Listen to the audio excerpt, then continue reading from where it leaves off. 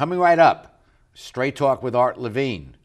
Our guest tonight, Long Beach City Prosecutor Doug Haubert, as we continue our 21st anniversary year. Closed captioning provided by Scan Health Plan.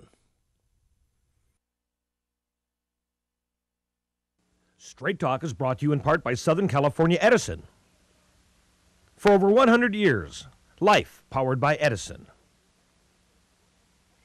The Press Telegram, your local news leader for over 100 years.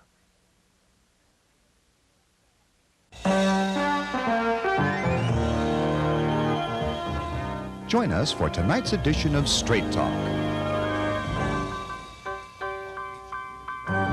And now your host, Art Levine. Good evening and welcome to Straight Talk. We have a great show tonight. Our guest for the entire show is our Long Beach City Prosecutor, Doug Haubert. Doug, welcome back to Straight Talk. Thank you for having me, Art. Doug is an elected city prosecutor here in Long Beach, the only elected city prosecutor in the state of California.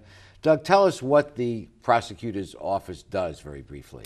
Well, we've got jurisdiction over misdemeanors. So we're one of a handful of cities that prosecute all adult misdemeanors that occur within the city of Long Beach. And what's the advantage of having an elected city prosecutor as distinguished from an appointed one or no city prosecutor? Well, there are several that are appointed. Long Beach is a large city, but it's in a large county, and the district attorney handles all cases outside of the cities that prosecute their own. So a city, even a large city like Long Beach, has a hard time getting the attention of the district attorney's office. So those cities have decided to prosecute their own cases, so they have local control over the use of the prosecuting resources. And I think it's good that we have our own police department and our own fire department as opposed to contracting with the county. It's kind of deserve it. Well, it gives the residents the ability to decide what the priority should be. Good.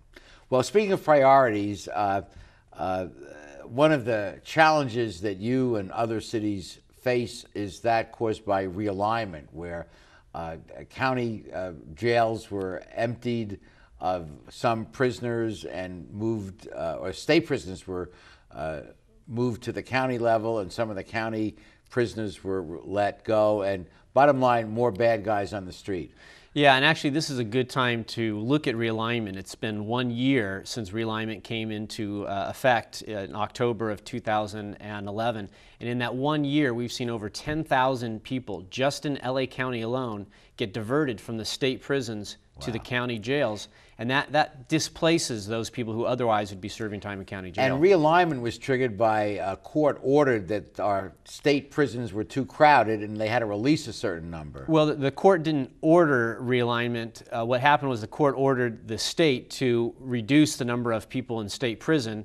The solution that the legislature came up with was to move people from state prison to county jail. What nobody really thought of, though, was the impact it was going to play in counties that already had full jails like Los Angeles County. And that was eminently predictable, that because certain county jails are filled like LA, overfilled. Yeah, and for this to happen at a time when police and prosecuting resources are at their lowest, it really created a perfect storm.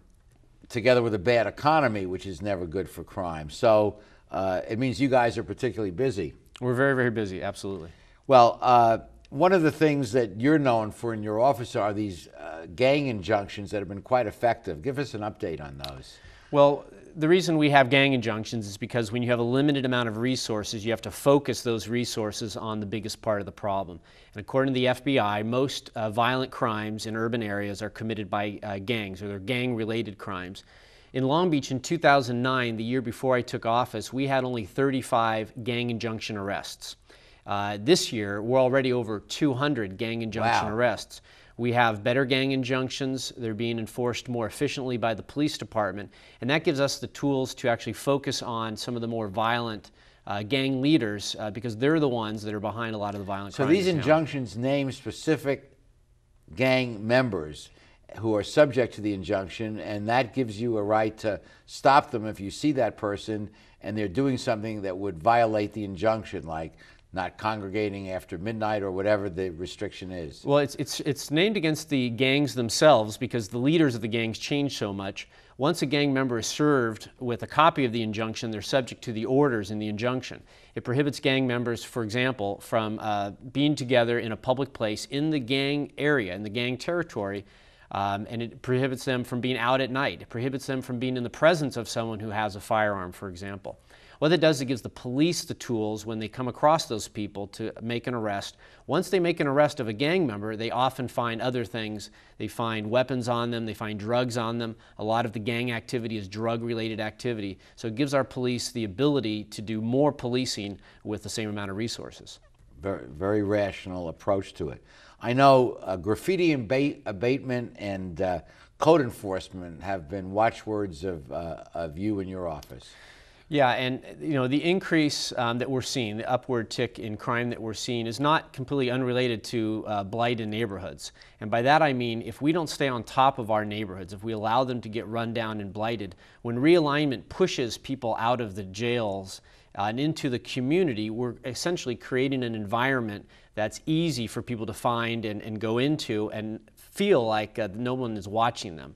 So we have to, at the same time this is happening with realignment, and there's not a lot of resources, but at the same time, we have to look at our neighborhoods and make sure that our neighborhoods are kept up well, that the blight is quickly removed, the broken window theory, address the problem quickly, because if you don't address that problem quickly, it's going to grow from that house to the block to the neighborhood. And once a whole neighborhood is lost to blight, it's really, really hard to turn it around. So right now, it's really important that we stay on top of that. I know the mayor of New York City was well known for that. Coming from New York as I did, subways used to be filled with graffiti, buses and all. And when Giuliani came in, he put an end to it, and it really makes a difference. Well, a lot of these quality of life crimes, when you're predicting how you're going to use your resources, they're hard to put as a priority, but they are a priority. In a community like Long Beach, we have to make sure they continue to be a priority. And finally, I know truancy is another area that you address. Well, yeah, and that's kind of a problem that is generational, and if we don't solve the problem when at-risk kids are 10, 11, 12, 13, keep them in school and off the streets, if we don't solve that problem now, when they're 18, 20, 21, 22, they're going to be in gangs, they're going to be committing violent crimes, and they're going to be a much larger problem down the road. And your office is proactive with regard to truancy? We are. This is the first time any local prosecuting office has really taken on truancy like we have. We created a parent accountability and chronic truancy program with the police department and the school district to notify parents when their children are even getting close to becoming chronic truants. And we explain to them the problems that'll happen. Dropout is much higher if children aren't going to school regularly. Dropouts are more likely to be in prison, more likely to commit crimes, more likely to be involved in drug use. And we've prosecuted some parents who haven't exercised the right amount of ability or actually recognized control over the kids. And that's important because parents have to remember that they're responsible for their kids' behavior. Well said. Okay, we'll be continuing this great discussion after we pause for these messages.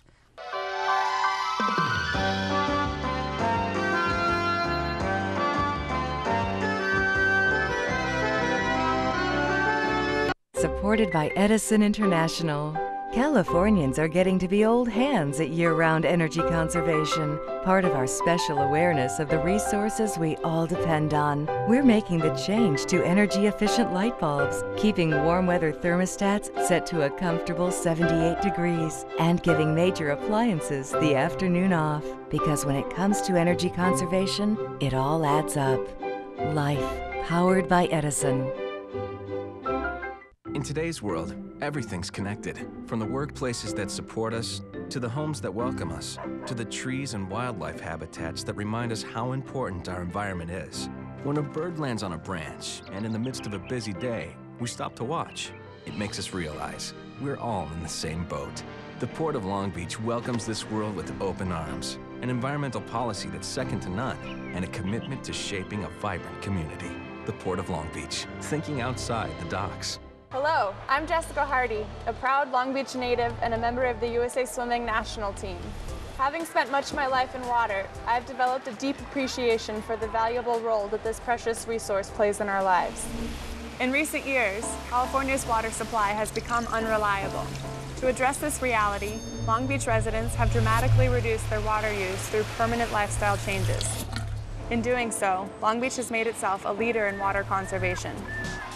As I work hard to achieve my personal goal of qualifying for the 2012 Summer Olympics,